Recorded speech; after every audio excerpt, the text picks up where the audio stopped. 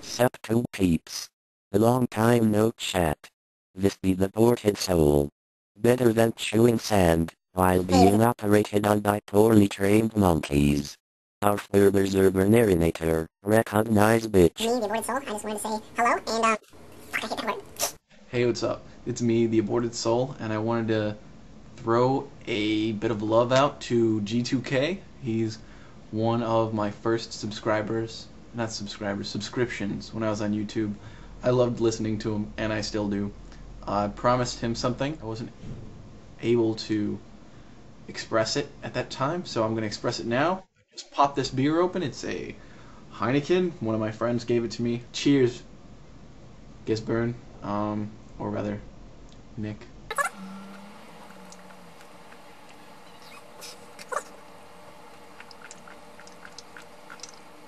There's a YouTube user that recently sent me a message.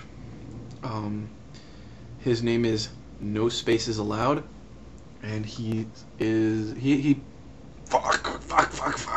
Okay. This person doesn't have any videos, so I don't know if it's a he or she. Didn't reference him or herself, themselves, hisself, in this. But they did make a request. They wanted some book recommendations. They said that they were teetering between, or they've been teetering for a little while between atheism and agnosticism. First of all, anyone that watches me regularly knows what I think about that, and what the Oxford Dictionary and what dictionary.com and the Webster's Dictionary and Wikipedia say about that. But if you are an agnostic, that you just accept for whatever reason that you, in the current state that you are right now, that knowledge of a god or gods is ultimately unknowable, you are an atheist, because an atheist is a person that does not actively hold a belief in a god or gods. Although to refute that would be strong atheism, and that's a whole different ball of wax. So I wanted to throw a few recommendations out there. First and foremost, this is Carl Sagan. I know there's tons of people that have loved this series. This man has brought reason to my life originally. He is the reason that I am an atheist right now, I would have to say. I mean, I was born an atheist, but I was a theist for a while. I believed that there was the Christian God during my teenage years, or not my teenage years, my early, like 9, 10, 11. I got scooped up. They fed me at a Jesus little camp thing and brought me in and fed me this stuff, and I just believed it, you know. Excuse me, just because people around me did it, I tend to trust that instinct to be part of something and trust what they trust in. That's totally something I've since tried actively to reject. So, Carl Sagan, this book right here is incredibly well written. It's about the splendor and awesomeness of the universe and its origins and where it is now and where it's going. #1 bestseller, over 1 million, blah blah blah blah blah. But Carl Sagan, his story is kind of sad, but he's touched my life with this book, and he has a a series. It was on PBS for a while, I think. It was by the same name, Cosmos, and watching that originally was what set me on the path back to reason. And there's a few other books that I'd like to throw out there. I'm going to start with the most prominent, not necessarily the most useful, but the most useful to me. Oh, excuse me. This isn't actually addressing the whole God question directly. This is called The Blind Watchmaker by Richard Dawkins. He is hard-hitting, and he is the man. It is. You can say many things about a person, any person really, but you cannot argue the impact that this man has had. He writes, and his writing is really, it gets you. It means something, and it's well reasoned. So I really appreciate it, and I think he's probably the world's most prominent atheist. You know, short of maybe Charles Darwin, and he's dead. Richard Dawkins, The Selfish Gene. Okay. Same dude, a little bit later, I think. The Selfish Gene is more of how human beings and just creatures are sort of this vehicle for their genes. It's on the same thing. Also, shit, I forgot to mention this earlier. This is a response video also to a movie that was earlier about book and movie recommendations and stuff. So I just wanted to throw this out here. It was a really good response to that, and I think that if you want more good recommendations, you can just go through that list that this video is going to be a response to, and just look around. My Amazon.com, buy list has been built directly from these recommendations. I don't think I got a bad one yet. This is in accordance with that. This isn't the whole atheism, theism thing. Prodigal Soldiers. It's a book by James Kitfield. It's on the Air Force Chief of Staff's read list, and it should be. This is a good book. I'm not going to go into what it is because that's not really why I'm making this movie. I just wanted to throw that out there.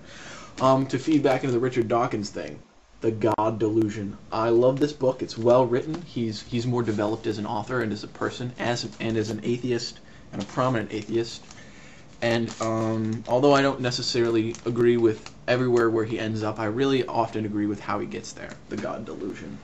If you can't figure out why it's called that, I'm sorry. You should just go to sleep and wake up and think about it. Benjamin Franklin, the autobiography of. It's good, it's short, and it's well reasoned. The End of Faith, Sam Harris. It's good. This is kind of about the dangers and the effects on society of religion, because no one's ever killed anyone from Santa Claus, so it's not quite the big phenomenon like, oh, Santa Claus told me to bomb an abortion clinic, or Santa Claus told me to fight Western nations, or Santa Claus this, Santa Claus that, holy war this, holy war that.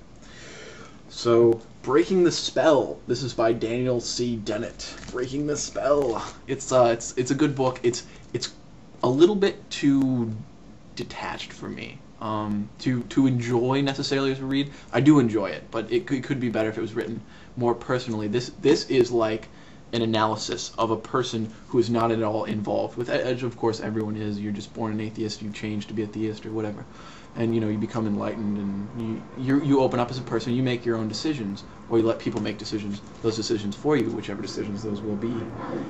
Daniel C. Dennett goes through and he picks this shit apart. He's pretty damn certain.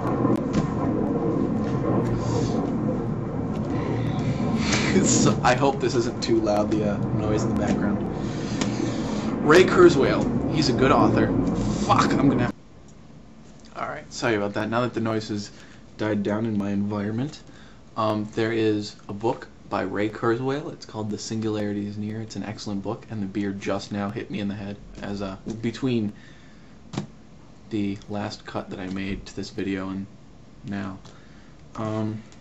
But The Singularity is Near by Ray Kurzweil. This is a sequel to a book. I don't have the original book 'cause I let my dad borrow it so he can read it. He's such a smart guy. But he'll give me some good feedback. It's called The Age of Spiritual Machines. This book is definitive. I think it's one of the defining works scientifically of our generation, between that sort of bridge between science and just a regular person, a layman, as I would say, or as is said. Cosmos kind of started, I think, that sort of modern trend, the most recent trend of that, and it's led into where Ray Kurzweil goes. He uses a lot of charts, he uses a lot of very good evidence and reference, scientific reference, but he also presents it in a way that everyone can understand. I think that's Ray Kurzweil's gift, is his gift for insight and his gift for dissemination. That original book, which is a very special book, I hope when I get settled down, get my own house and have a family and kids running around, a little whole get together, maybe a pool in the background, my bookshelf will have 2 copies of that book and all the other good books that we've accumulated. And that day will be a day to enjoy, let me tell you. But I'm kind of getting off topic, I'm sorry. I'm into that. The Singularity is Near by Ray Kurzweil. It's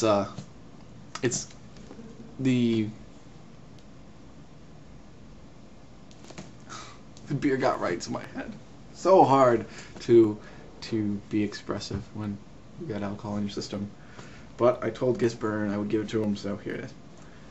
This book by Ray Kurzweil, it's kind of The Age of Spiritual Machines is more of a personal introductions, good references, not so deep. The Singularity is Near talks about the same thing. Excuse me. And it's a sequel, but it's more in depth and it addresses more specific things. It's more of a reference, I think. You don't have to read through it from beginning to end. It's not sort of this narrative, full scope, carrying you through the idea like the original book did. But you can go ahead and read whatever you want. This is just a few recommendations for you. All right, let's get to movies that I enjoy. There's 3 that I think are really worth mentioning. I think Fight Club takes a really good look at modernism and what we take for granted and what we spend too much time on. And it's so fun to watch. It was probably the most fun I've ever had watching a movie. The second one would be American Beauty. American Beauty was beautiful. It was really touching, and I personally liked the story. I don't know. It was good. 3, American History X. American History X was a good look at modern racism and how it's surviving, how it iterates. But I can't say with any sort of surety that it's a defining work. I personally liked it. I haven't really looked that deep into it. I don't spend very much time on modern racism. I don't practice it, and I don't really know very many people who do. So, if you know more, maybe you can drop a comment, give a good reference for that subject. Music. Okay.